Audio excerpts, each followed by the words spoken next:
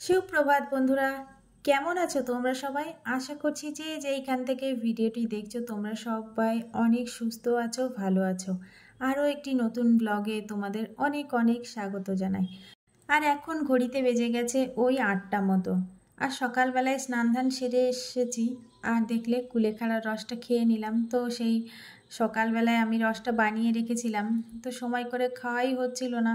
তো আজকে একটু এক্সট্রা কাজ করলাম আর কি। সকালবেলায় বাথরুমটা পরিষ্কার করলাম, আরও কিছু কাচাকুচি ছিল সেইগুলো করে না একবারে স্নান ধান সেরে আসলাম।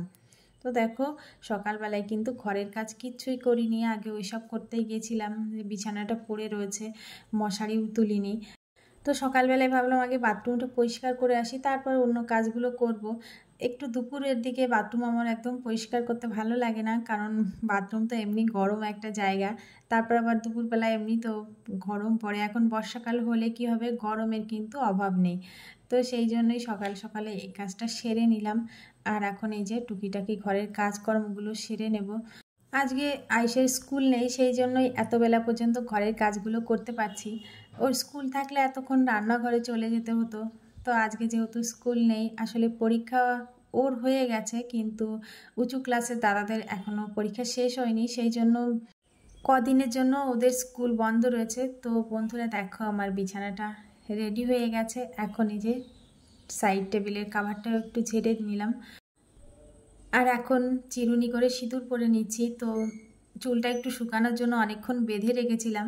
ভেজা চুল আঁচড়ালে তো এমনি প্রচণ্ড চুল ওঠে, তো কি করব, সামান্য একটু সিঁথির সামনের দিকটা একটু চিরুনি করে সিঁদুরটা পরে নিলাম। আর আজ দেখো, সমস্ত জিনিস না হাত থেকে পড়ে পড়ে যাচ্ছে।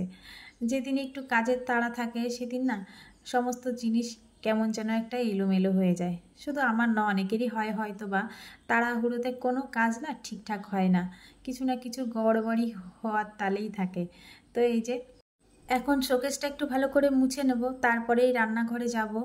তো আজকে সকালবেলায় ওরা চা মুড়ি খেয়েছে, তো একটু দেরি করেই ওই জন্য রান্না করছি।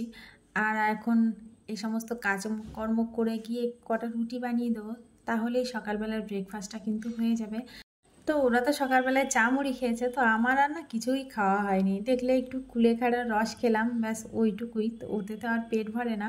তো ঘরের এই যে জিনিসপত্রগুলো একটু মুছে নিয়ে তারপর চলে এসেছি এই দেখো ছাতু নিয়ে। তো 2-3 চামচ ছাতু গুলে নিয়েছি। তো এটা খেয়ে আমার কাজের আবার একটু এনার্জি চলে আসবে। আর প্রতিদিন ছাতুর সাথে কলা খাই, তো আজকে কলা পাকা নেই। তো আজকে একটু কলা বাগানে যাওয়ার ইচ্ছা আছে, তো যদি যাই তোমাদেরকে অবশ্যই সাথে নিয়ে যাব। আর এখন এই দেখো বিছানাটা গুছাচ্ছি। আয়েশা তখন বিছানায় বসে বসে পড়ছিল, তো উঠে গেল। আমি ভাবলাম একবারে বিছানাটা গুছিয়ে রেখে যাই। তো আজকে মোটামুটি আমার ঘরের কাজ হয়ে গেল, আজ আর ঘরের কোনো কাজ নেই। তো ঘরটাও মুছেছিলাম, তোমাদেরকে আর দেখালাম না। ঘর মোছার আর রোজ রোজ কী দেখাবো বলো। এখন এই যে বিছানাটা সুন্দরভাবে গুছিয়ে রেখে যাচ্ছি।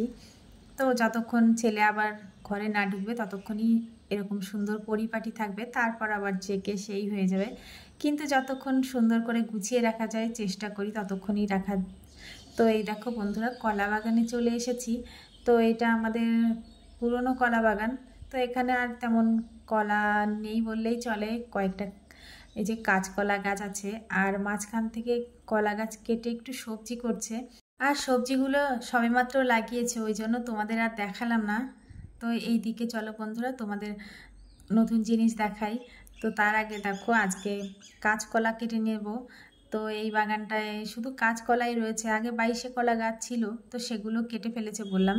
আর এই দেখো, বেশ কয়েকটা কলা কিন্তু আমাদের হাতের কাছেই রয়েছে, তো এখান থেকেই কলা, থোড়, মোজা সমস্ত কিছু নিয়ে যাব। আর এই বাগানটা না বন্ধুরা আমাদের বাড়ি থেকে 5 মিনিটের রাস্তা, মানে মোটরসাইকেলে আসলে 5 মিনিট লাগে। তো রোজ রোজ তো আর আসা হয় না, হাজব্যান্ডরা তো সময়ও পায় না। এসেছি যেহেতু দেখো কত কলা নিয়ে যাচ্ছি। তো এটা ফ্রিজে রেখে অনেক দিন খাওয়া যাবে। আর এই দেখছো, এই যে কলার থোড় ছাড়ানো হচ্ছে, তো এটা কাঁচকলার থোড়। আর এই থোড়গুলো এত মিষ্টি কি বলবো। তো খুবই ভালো লাগে খেতে, সেই জন্য ছাড়িয়ে নিয়ে যাচ্ছি। আর এই দেখো বন্ধুরা, আমাদের পুকুরে পাট শাক দিয়েছিল, তো পাটের আঁশগুলো কত সুন্দর লাগছে না দেখতে, একদম পুরনো স্মৃতি মনে পড়ে যাচ্ছে।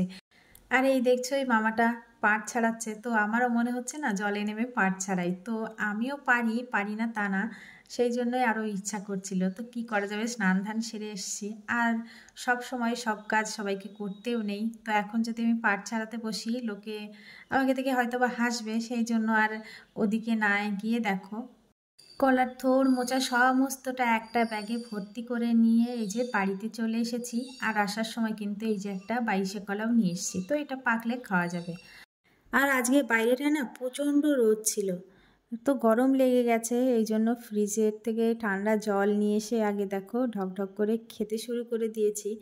আর তারপর বেশ খানিকটা সময় কিন্তু বসে তারপরে রান্নাঘরে যাব, কারণ রোদ থেকে এসে আবার আগুনে গেলে না শরীরটার মধ্যে ভালো লাগবে না। তো এই যে রান্নার সমস্ত কিছু গুছিয়ে রেখে গেছিলাম, আর এখন রান্না চাপিয়ে দেব।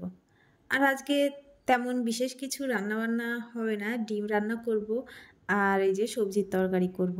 তো সবজির তরকারি তো তোমাদের প্রতিদিনই দেখাই, আজকে একটু অন্যরকমভাবে রান্না করব। তো চলো তোমাদের দেখাই। তো তেলের উপর দিলাম কালো জিরে আর কয়েক কোয়া রসুন, আর এখন দিয়ে দিচ্ছি কেটে রাখা পেঁয়াজ। তো এই সমস্ত কিছু দিয়ে বেশ কিছুক্ষণ নাড়াচাড়া করে পেঁয়াজটা ভালো মতো ভেজে নিয়েছিলাম। আর পেঁয়াজটা ভাজার সময় কিছুটা নুন দিয়ে দিয়েছি এখানে। আর এখন দেখো সবজিগুলো দিয়ে দিলাম। তো সবজিটা ভালো করে ভেজে নেব, আর সবজি যত ভালো ভাজা যায় তত পাঁচমিশালি সবজির তরকারি কিন্তু খেতে তত টেস্টি হয়।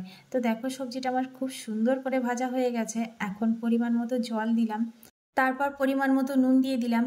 আর সাইডে ভাত হচ্ছে, তো ভাতটা আমি আস্তে আস্তে হয়ে যাবে। এখন যাব ছাদে, তো চলো ছাদ থেকে ঘুরে আসি। আর এই দেখো কত জামা কাপড় আজকে মেলেছিলাম, আর এই কাঁথাটাও কিন্তু কেচে দিয়েছিলাম, তো কাঁথাটা প্রায় শুকিয়ে গেছে আজকে, যেহেতু রোদের ভীষণ তাপ। আর আমার বাকি শাড়িগুলো শুকিয়ে গেছে, মানে শাড়ি জামা কাপড় যা যা ছিল সমস্ত কিছু শুকিয়ে গেছে। আসলে রোদের সাথে সাথে হাওয়া থাকলে না জামা কাপড় তাড়াতাড়ি শুকায়, তো আজকে হাওয়াও রয়েছে ভালো মতোই, দেখলে সব গামছা টামছা উড়ে পড়ে গেছে। তো আমার কাঁথাটা উল্টানো হয়ে গেছে, এখন বাকি যে জামা কাপড়গুলো শুকিয়ে গেছে সেইগুলো বেছে বেছে নিচে নিয়ে যাব। ছাদ থেকে আসার পরে ভীষণ রোদ লেগে গেছে, তো চুলটা একটু খুলে 2 মিনিট বসেছি, আর মাথা দিয়ে না মনে হচ্ছে যেন আগুন বেরোচ্ছে। তো তারপরে নিচে এসেছি, আর ভাতটা হয়ে গেছে, নামিয়ে নিয়েছি। তো সবজি তরকারিটা প্রায় আমার হওয়ার মধ্যে, চলো দেখি কেমন পর্যায়ে আছে।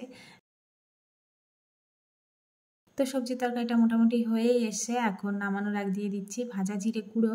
আর এই দেখো সবজি তরকারিটা নামিয়ে নিয়েছিলাম। তো খেতে কিন্তু ভালোই হয়েছিল, আর সমস্ত সবজি মানে বেশিরভাগ সবজি কিন্তু আমাদের বাড়িরই, সেই জন্য এই সবজির তরকারি খেতে আরও বেশি স্বাদ লাগে। তো এই দেখো বন্ধুরা, আজ ডিম রান্না হয়েছে, তো ডিমটা রান্না আমার হয়ে গেছে। আর সেখানে খেতে বসে গেছে, ওর নাকি খুব খিদে পেয়েছিল, সেই জন্য খেতে দিয়ে দিয়েছি। তো তারপর দেখো বন্ধুরা, আমার গ্যাস ওভেন পরিষ্কার হয়ে গেছে, তো থালা বাসন হাঁড়ি কড়াই যা যা ছিল সমস্ত কিছু মেজে নিয়েছি। আর তারপর একটু রেস্ট নিতে গিয়েছিলাম, এই চেয়ারটায় বসতে গিয়েছিলাম, তো একটু দ্রুত গতিতেই বসতে গিয়েছি, আর চেয়ারটা না পিছন থেকে সরে গেছে, দিয়ে আমি পড়ে গিয়েছিলাম, আর চেয়ারটা না ভেঙে গেছে। তো সবসময় সাবধানে চলাফেরাই করি, তাও মাঝে মাঝে সামান্য একটু অসাবধানতার কারণে না এই ধরনের বড়সড় দুর্ঘটনা ঘটেই যায়। তো আমার তেমন লাগেনি, চেয়ারটার উপর দিয়েই গেছে।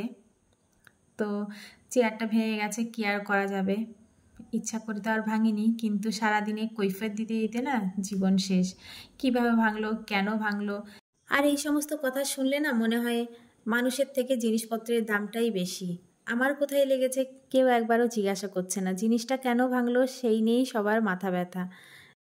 আর আজকে একটা নতুন জিনিস হয়েছে জানো তো বন্ধুরা, আমার ছেলে এমনিতে দুপুরবেলা খুব একটা ঘুমায় না, মানে ঘুমায় না বললেই চলে।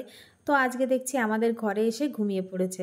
আর এই যে আমি জামা কাপড় রেখেছি, তো ভালো করে ভাঁজ করতেও পারছি না, ওকে একটু সরিয়ে দিলাম, ও আবার এই দিকে সরে এসেছে। তো ঘুমন্ত মানুষকে তো আর তুলে দেওয়া যায় না, অনেক কষ্টে এইটুকু জায়গার মধ্যে জামা কাপড়গুলো ভাঁজ করে নিলাম। তো এই দেখো আমার সমস্ত কিছু ভাঁজ করা হয়ে গেছে। আর এখন বিকালবেলায় আনারস বানানো শুরু করেছি। তো সবাই বলে আনারস বানানো কঠিন বিরক্তকর, কিন্তু আমার তা মনে হয় না, আসলে সব কাজেরই একটা টেকনিক থাকে, সেইটা যদি জানা যায় না তাহলে সব কাজই সহজ হয়ে যায়। এর পরের দিন যেদিন আমি আনারস বানাবো তোমাদের অবশ্যই পদ্ধতিটা দেখিয়ে দেব। তো আজকের ভিডিওটা বন্ধুরা এই পর্যন্তই। ভালো লাগলে একটা লাইক কমেন্ট শেয়ার করে দিও। দেখা হবে নতুন একটা ব্লগে। টাটা।